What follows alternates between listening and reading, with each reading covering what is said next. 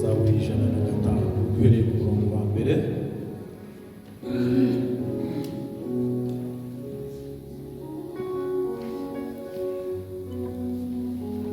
Isome mu izina rya Yesu. Aravuze ngo nimushime Uwiteka, mwamamaze izina rye, mwamamaze imirimo yakoze mu mahanga. Mumuririmbire ishimwe, muvuge imirimo itangaza yakoze yose. Mwirate izina rye ryera, imitima y'abashaka Uwiteka yishimye. Mushake Uwiteka n'imbaraga ze, mushake mu maso he iteka ryose.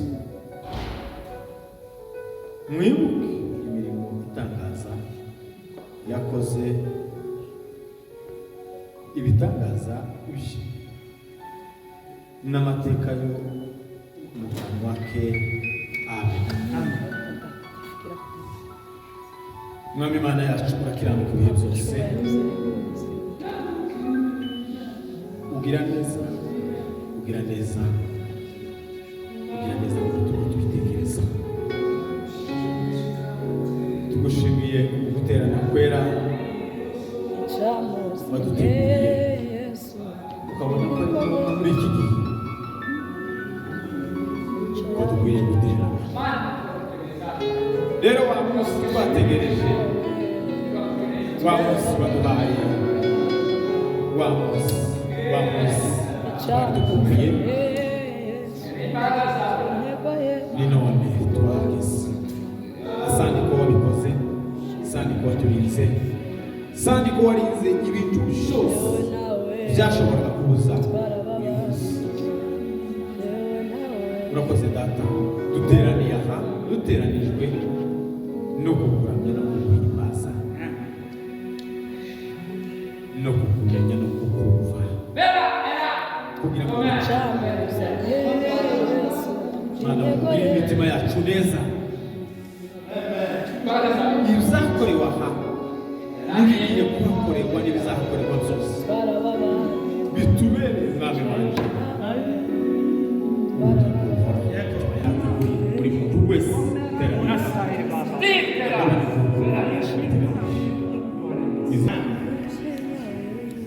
Bwana asifiwe. Haleluya.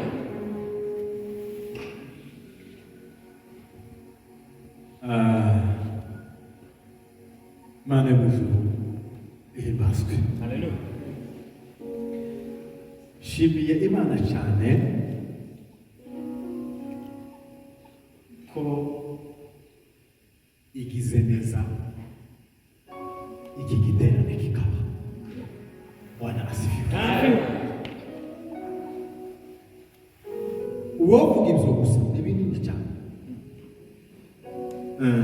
kubera ko hariho byinshi dushobora kwifuza tutabasha gukora. Imana ariyo ibikora, ariko ntibidukorere.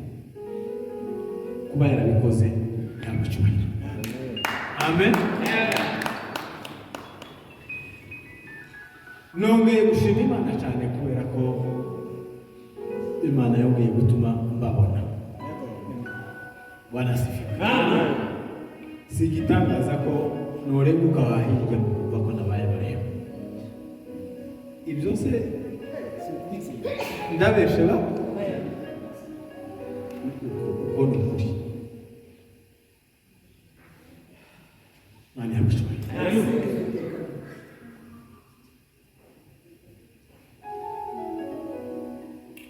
Ndashimira cyane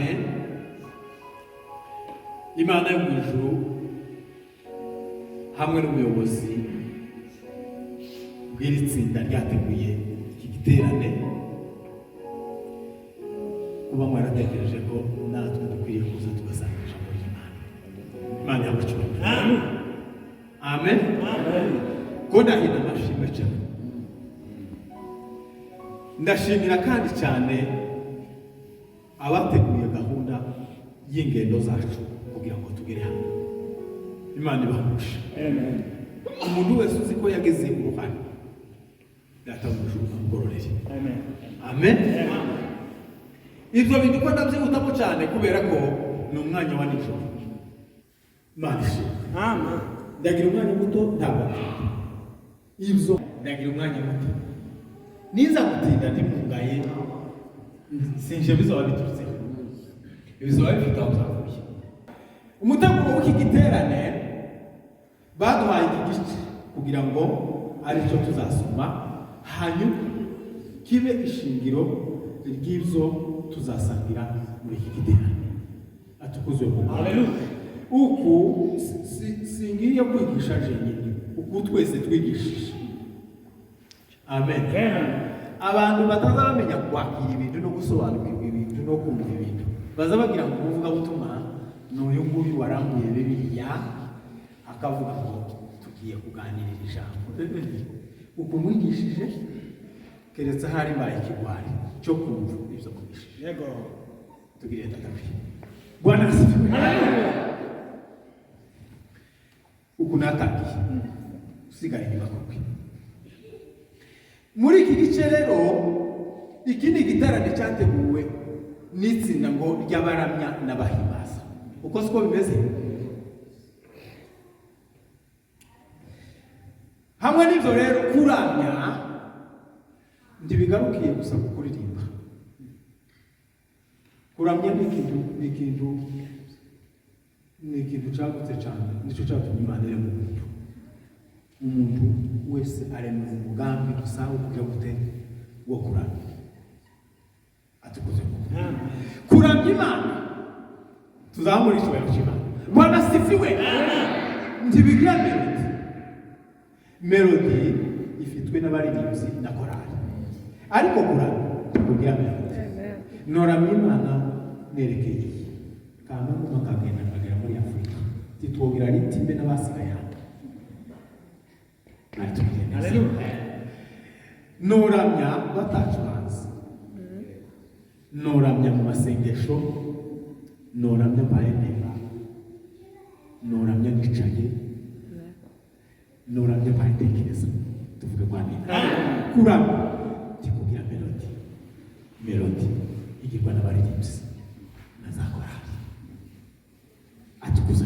Amen. Hamwe n'ibyo rero ndaganira verse ya mbere niyo mvuga kandi umwanya mutoya. Iravuga ngo nimushime Uwiteka, mwamamaze izina rye, mwamamaze imirimo yakoze mu mahanga. Atukuze. Haleluya. Ibi bintu mwebwe ababiteguye mufite ukuntu Imana yababwiye gutegura ibi bintu. Numugisha munini kugira ngo twumve ibi bintu cyane. Atukuze. Mu buryo bwo kumva no gutanga. Ibi ni ibintu umuntu ashobora gusoma ukamutambuka uhaye ugenda ushaka ahantu hari ijambo rifatika y'icyo ushobora kumva. Rimwe na rimwe uhatambuka ahangaha wowe ngo se barahakurikiye kintu kugira ngo batubwire. Imana itugirire neza. Imana ishimwe. Ijambo kwamamaza ni ijambo rikomeye cyane. Kwamamaza ni ijambo rikomeye. Ikintu cya mbere ukuntu rikomeye umuntu azayamamaza ibyo azi, yamenye, yahuguriwe, akabisobanukirwa ku buryo abibwira abandi akabemeza. Tuvuge ngo amena. Kwamamaza izina ry'Imana, kwamamaza imirimo y'Imana. Ntimuruzi ubwami bw'Imana tuburimo, ariko witegereje neza ntitubuzi. Kubera icyo kintu tituza tubasha kukamamaza kuko muri. Yego. Mari tubarije. Gusa tuburi. Ndabahugura. Ntimuruzi kino gihugu cyane uveje uko tukirimo n'ubwami tuburimo, ariko umwami wa kino gihugu simuzi. Ubundi uwo bazana izina ry'iwe ntasizi ko norimenya vuba. Nobanza gutekereza kavuguse mu mashuri n'igute batubwiye hajya. Uko siko bimeze kandi uko mvuze n'abandi si jewe je. Turi muri Norvège turabyibushe, twari imitsima yo muri Norvège n'ibimwaje. Turi mu bwami bwa Norvège. Uwo tubwira ubu nyine ngo ngahe nitwamamaze Norvège mwoherahe. Uwo guhagurutsa ubu nyine ngo wamamaze Norvège mwoherahe. Wohera ku bwami wovuga iki niki wovuga ugiye kwamamaza Norvège uretse kuvuga ko yakuzanye gukuye muri Afrika. Hari ikindi uzi kuri Norvège wovuga na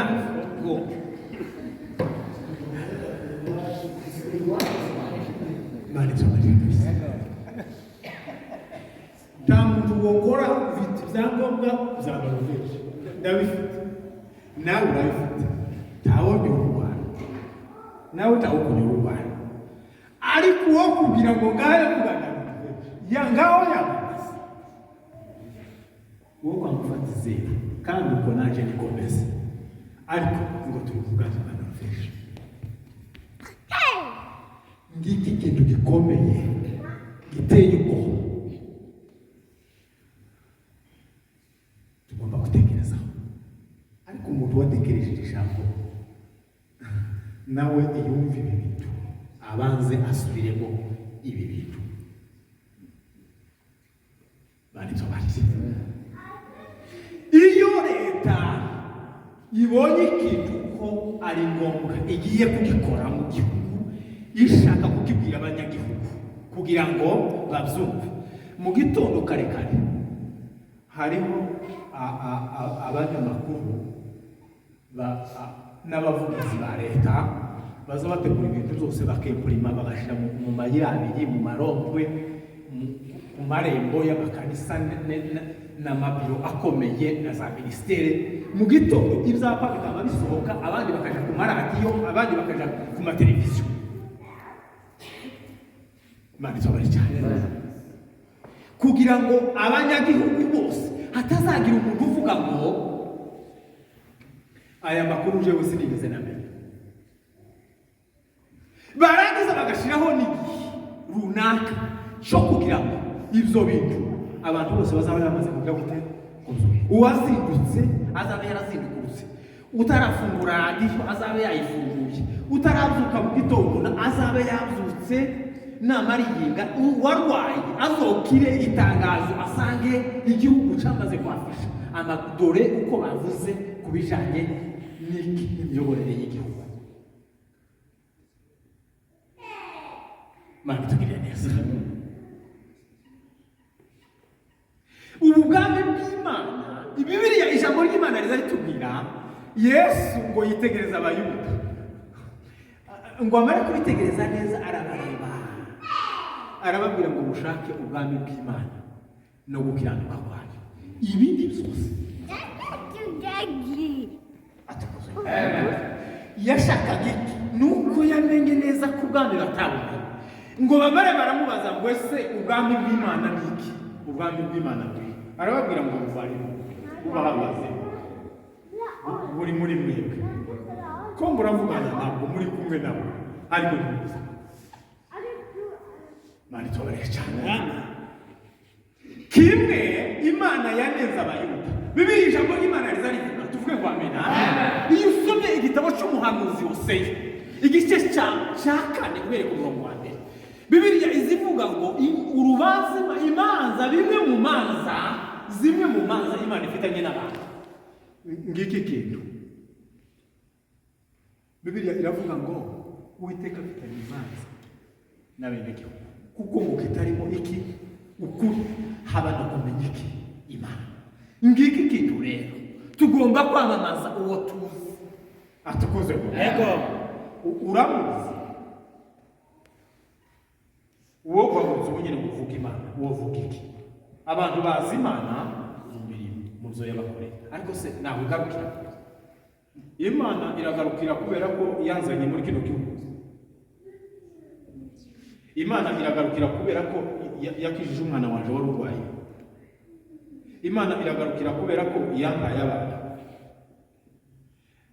Tuza twitera hejuru iyo Imana ikoze ikintu bigatuma woreka bimwe mu zukora abantu bakubonaga ukavuga ngo kubera ko Imana ikoze iki ndayizeye. Umuntu akagendera muri uwo murongo kubera ko Imana yakinyemeje naje ndetse Imana tubarije.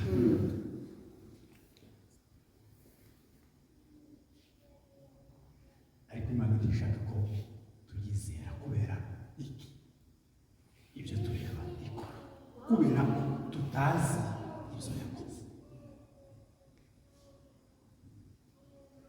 Atukuze ni ryari dushobora kwamamaza Imana ikabyemera? Ni gute dushobora kwamamaza Imana ikemera ikabyumva? Mari twaricara ngo Uwiteka afitanye imanza n'abenegihugu kuko ngo kitari no kukuri no kugira neza habe ngo no kumenya Imana. Bibiliya izi bivuga iyo umanutse muri ico gice haravuga ngo ubwoko bwanje buri buwe buzize kugira ngo utamenya.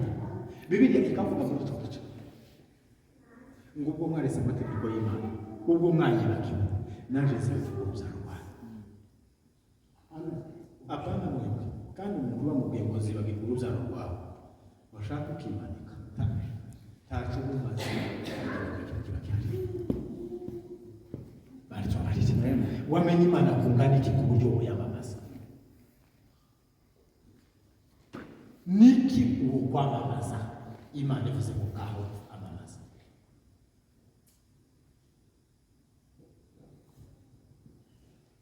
Tuvuge kwa nini? Bibiliya ijambo ry'Imana rizarivuga. Pawulo yabwiye Timoteyo aramubwira ngo ibyo wanyumvanye kunda Pawulo cyane imbere y'abantu benshi uzabibwire abantu kwizera bazabashaka kubwira abantu atukuzwe. Ni ukuvuga ngo ijambo kwamamaza birasaba kugira ngo tube dufite ubunararibonye mu kwamamaza. Buriya iterambere ry'igihugu rishingiye mu bintu byo kwamamaza. Iki gihugu bakuyemo communication, bavuze ngo bakuyemo communication ikavamo ibi bintu byo kuvugira ku zuma ibi ngibi muzi namwe by'ikoranabuhanga media.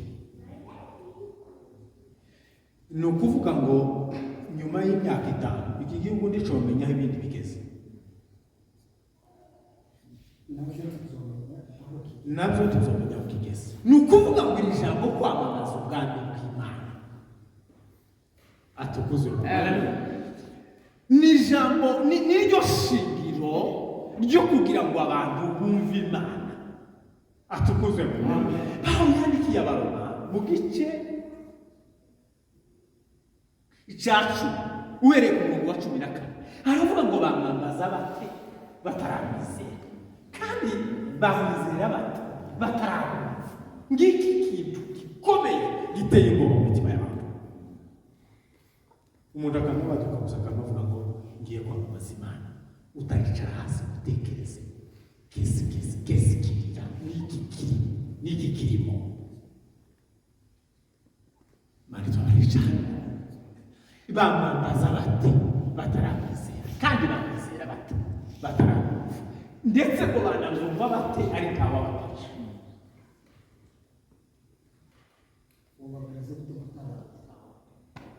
Mari tugire neza. Bibiliya ijambo ry'Imana kugira ngo twamamaze Imana nuko tugomba kubanza tukayimenya, hanyuma twamara kuyimenya tukabona kwamamaza bifite imbaraga byimbitse. Bibiliya izivuga mubere Imana ishobora.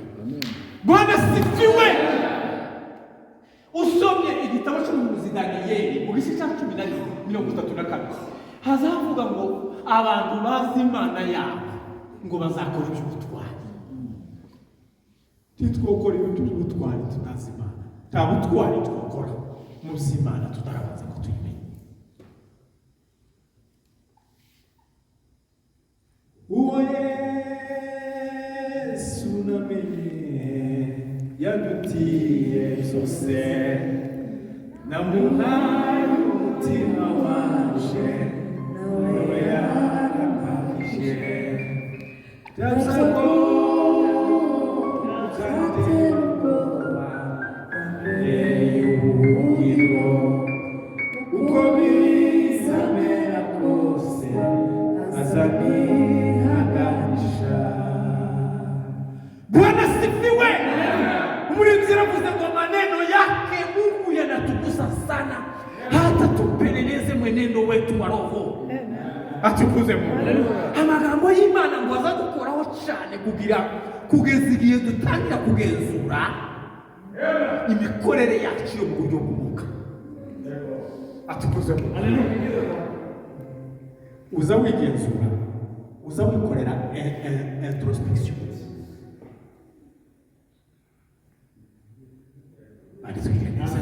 Bibiri ijambo ry'Imana rizarivuga Paulo yanditse abira bikorinto mu gice cya kabiri urwandiko rwa mbere, arabwiraga ngo nicyo gituma bene data kuko nazanye iwanyu taje ndityoza.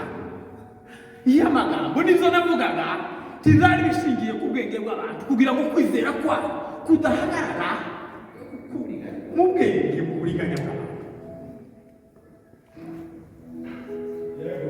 Bari tubire neza kwamamaza Imana, tugomba kubanza tukamenya Imana. Ariko muzabusoma ijambo ry'Imana.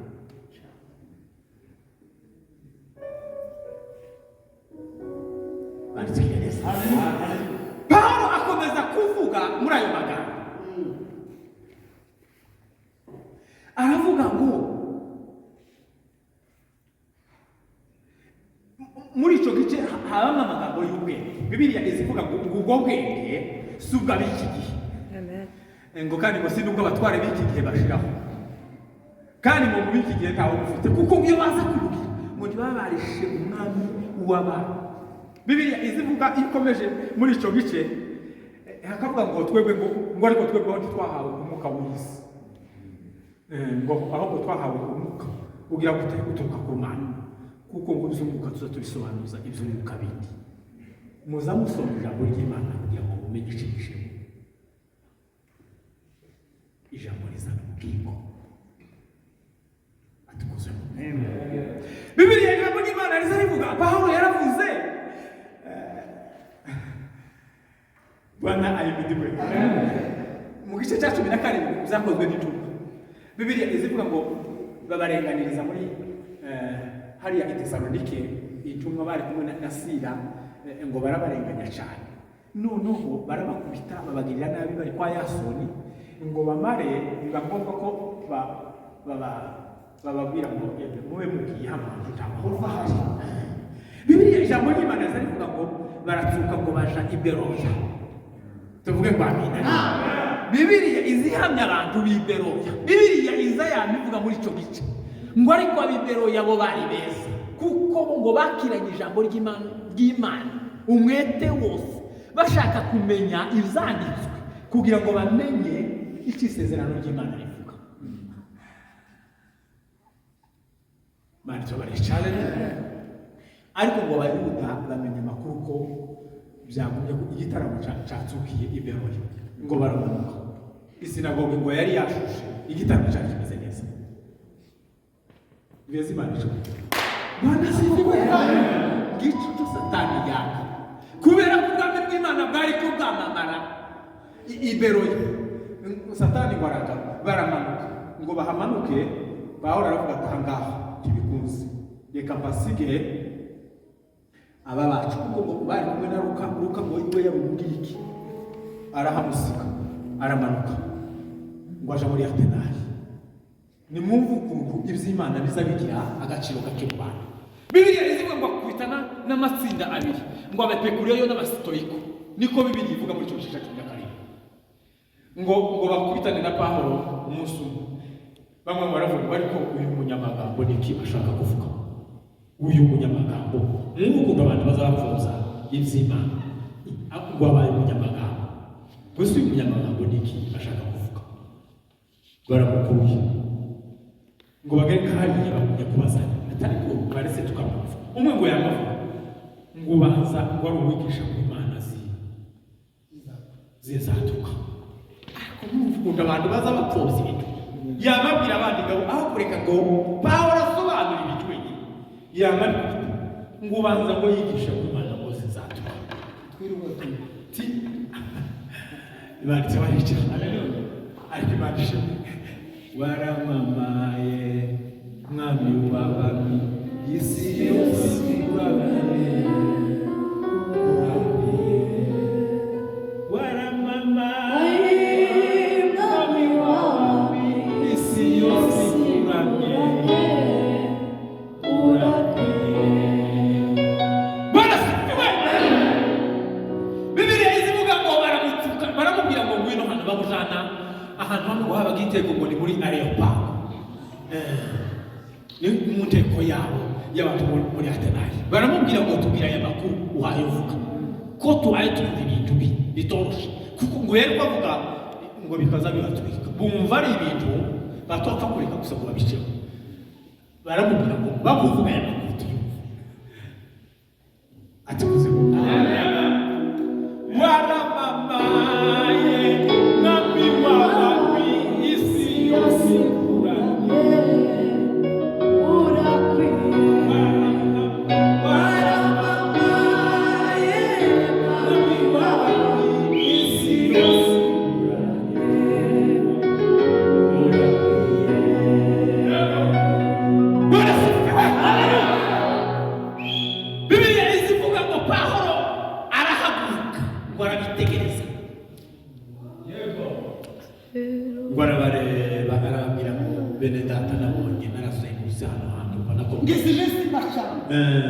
nagumye kubareba bacisha bijisho mbona mukabisha kwibanda ku by'idini. Neno ulisemalo lifanane matendo ili shuhuda zetu ziwoko wewe nyine tujiazari sana tujitahidi sana imani iwe nayo matendo. Ijambo tuvuga ngo rise n'ibyo dukora kugira ngo ibiduhamya bikiza abandi. Icyo kintu ngo tukirebe neza cyane kandi ngo dushire Imana kwizera ngo gushaka n'ibikorwa. Ati kuze ngo Pawulo barababwira ngo ubwo nagendaga muri iki gisagara ngo nasanze naritegereje mbona ahanze Imana zanyu muri iki gihugu, ariko nza gusanga ahantu haheka havuga ngo Imana itazwi. Ati kuze haleluya. Bibiliya ijambo ry'Imana rizarimo ngo Abanyatenayi ngo bakundaga kumva ngo nta kindi bakoraga barabandimwe cyane ngo bakundaga kumva ibihuha ngo no gushusha inkuru. Wari umujyi ngo abantu bakunda gufunga igitoko cyane nta kandi kazi bagiraga bari nk'abanyamakuru. Mani tuwiri cyane barababwira ko iyo gusenga mutayizi iyo niyo naje kuba iyo niyo twaba Imana kibaye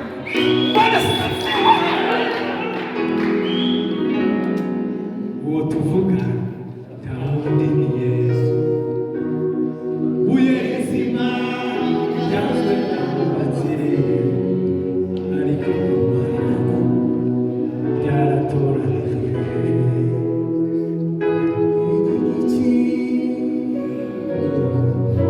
Super manos tugire gutya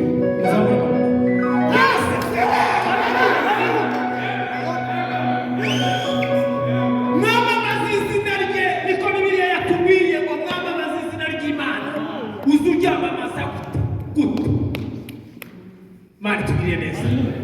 Kwamamaza ntibisaba ko turangurura cyane, ariko birasaba ko tubako. Birasaba ko tubako. Ntibisaba ko tuvuga cyane, ahubwo birasaba ko tujya gute ko tuba kwamamaza. Mureke baheze imbere. Biri ijambo ry'Imana rizarivuga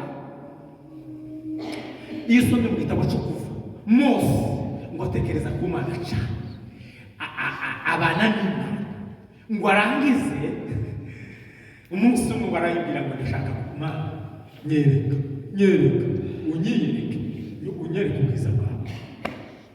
Mana turabica kubera ko Imana yari izi kwamamara kwayo kumaze kugira imbaraga muri bose. Imana Mwana sifiwe. Bibiri ibwira Mose ngo sinomwemukira ngo ndeke kugira icyo koze muri iki kivuze. Iramubwira ngo Mose we ndi igihume wo mbona cyosubira mu bantu mbonye ndabasubira mu bantu tuzatumana nawe. Wala mama aye nami wala mi isi kurame.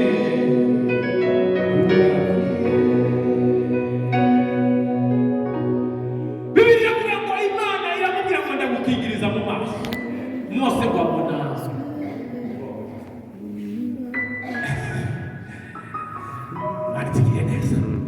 Mose we agaruka azi gusa ko yabonye nawe kumbe yahindutse kwamamaza ke Imana ntiyari ko aje kwamamaza mu Bisiraheli. Oya yari agiye kuzana amakuru aje kubwira Abisiraheli bababwira ngo twabonanye n'Imana inkuru ya hano kuzagenze na buryaga narazamutse mwabonye mwabagabo mwe namwe bamama ngo shike dora amakuru uko yambwiye. Oya ngo abashike ngo bamukubita amaso abantu batangira kuvuga mu maso naho Mose yabaye kwamamaza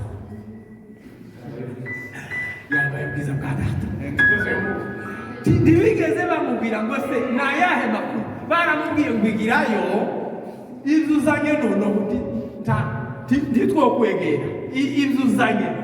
Oya biraturenze waramamaye nami wabami isi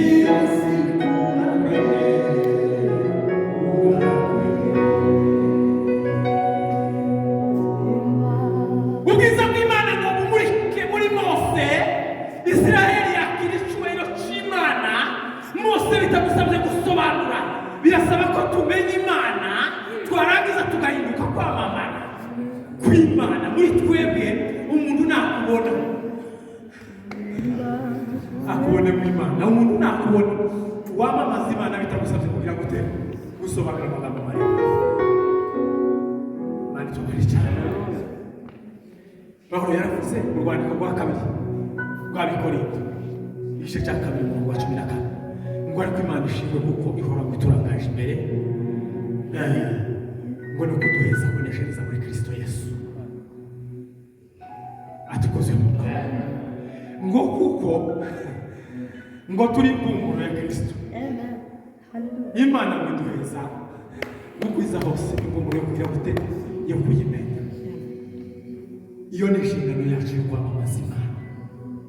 Aravuga ngo turi impumura neza bya Kristo, turi ibihumura neza bya Kristo. Muri wowe Kristo azahumura gute? Kristo azahumura gute? Wala mamaye nami wabami isi yose kurame. Amamara wala mamaye nami wabami isi yose kurame. Ni igihe cyo gutekereza ngo ubwami bw'Imana ko ndabwamamaza muri niki kizashamamaza Imana muri jewe. Ni nakahe gace muri niki kigaragaraho kizashamamaza ubwami bwa data. Pawulo yaravuze ngo uzarinda mu yaje ngo nabitekereje ko ari igihugu. Mu gitabo cy'ikirundi kiza kivuga ngo ibizahora bimbere inyuma, ibizahora bimbere ngo nabitekereje ko ari igihugu kuko ubutunzi butagira kare ngo ariko kugira gute kumenya Kristo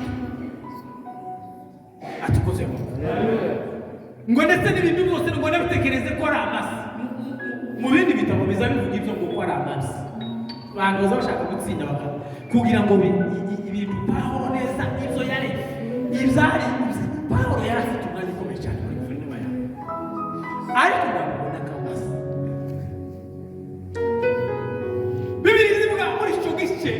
ngo kugira ngo mumenye ku murongo wa 9 ngo njushagwe ngo no gupfa kwe kugira ngo hari ngo shikire umuzuko w'abapfuye. Aravuga ngo bakundwa ngo sinibwira ko maze Yesu Kristo yagize yafite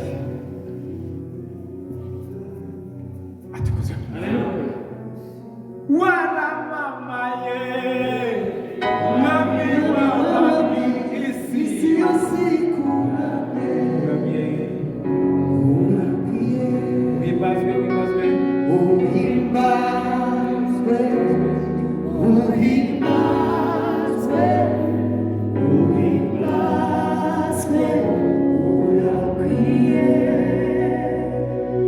nigiye cyo gutekereza imibereho yacu ikamamaza Imana bitadusabye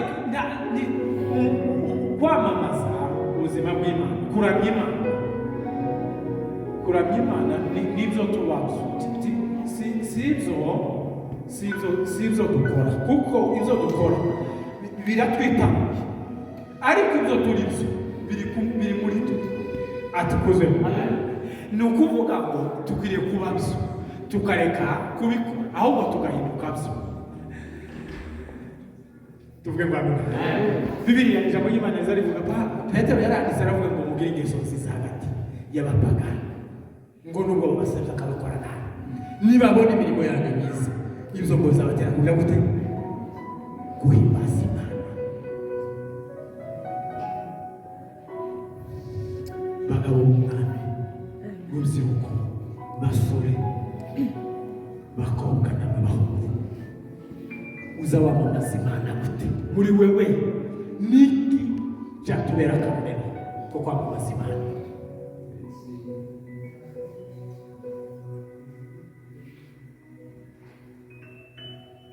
Tugomba gutekereza cyane tukamenya impamvu iri jambo ritubwiye ngo twamamaze, kandi kwamamaza ntibisaba ko tuvugira hejuru, birasaba ko tubabyo ijambo ry'Imana rituganze.